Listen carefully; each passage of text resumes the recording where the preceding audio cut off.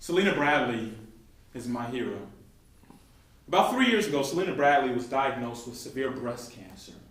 It had spread through her body like wildfire, and it actually got to the point that the doctors called in the family and said that they should begin making funeral arrangements for her.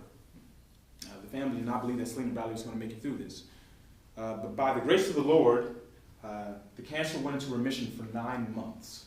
And within those 9 months time span, Selena Bradley got back to her normal self, serving in the local church, helping other people out, going on mission trips. But then she noticed that her body began to fail her once more, and the cancer had come back a little bit more severe, but this time it did not have the same outcome. She passed away 2 years ago of breast cancer. Selena Bradley is my hero because she was the type of woman that even while she was fighting this cancer would do everything to help everybody else.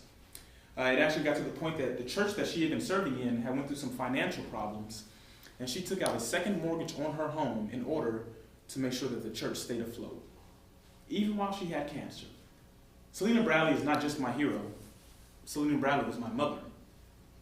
And I remember looking over her casket during her funeral and thinking, if she knew that her last moments on earth were going to be full of pain, if she knew that her last moments on earth she wouldn't even be conscious for, would she think that this was all worth it? Would she do this entire Christian walk again? Would she give up finances for the church? Would she give up food for people? Would she give up a mortgage for a different church? Would she do this all over again? Would she think that Jesus Christ was worth it? Because I'm going to be honest, if I was in this situation, I don't necessarily know if I would think that Jesus Christ was worth all of my honor and all of the praise that I give him. And I was searching through the Bible one day, trying to find an answer, and I found a parallel between my personal story of my mother dying of cancer and another guy in the Bible named John the Baptist. John the Baptist was a very popular guy at this point in time. He was gathering crowds wherever he went. He was preaching from the east to west, north to south, baptizing people, tons and tons of people. As a matter of fact, he goes on to even baptize Jesus. John the Baptist, by all circumstances, was the first Billy Graham of his time. But then John the Baptist finds himself in a little bit of trouble, and this is where we pick up our story. We pick it up in Matthew 11, and it says, when Jesus had finished giving instructions to his 12 disciples, he departed from there to teach and preach in their cities. Now when John, while in prison, heard of the works of Christ, he sent word by his disciples and said to him, are you the one? Are you the one, or shall we look for another? And Jesus answered and said to them, go and report to John what you see and what you hear. The blind have received sight, the lame walk, the lepers are cleansed, the deaf hear, the dead are raised up, and the poor have the gospel preached to them. So what's going on right now? John the Baptist is in this prison cell, and he's going through torture. He has to know that the end is coming pretty soon. He has to know that the end is coming pretty soon.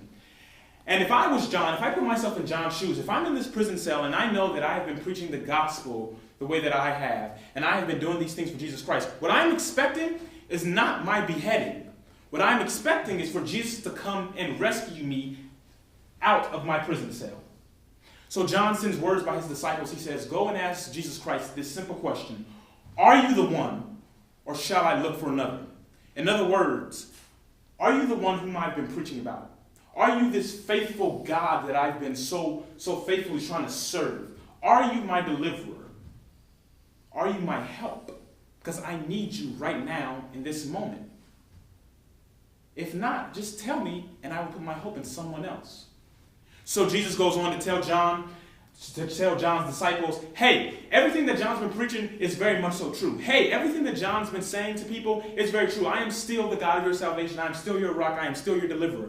And I just want to tell you right now in this very moment, we all find ourselves in a personal cell, and we may not get delivered the way that we want to be delivered. And I cannot answer the question, is Jesus Christ the one for you? But what I can tell you is that Jesus thought that you were the one for him. God bless you.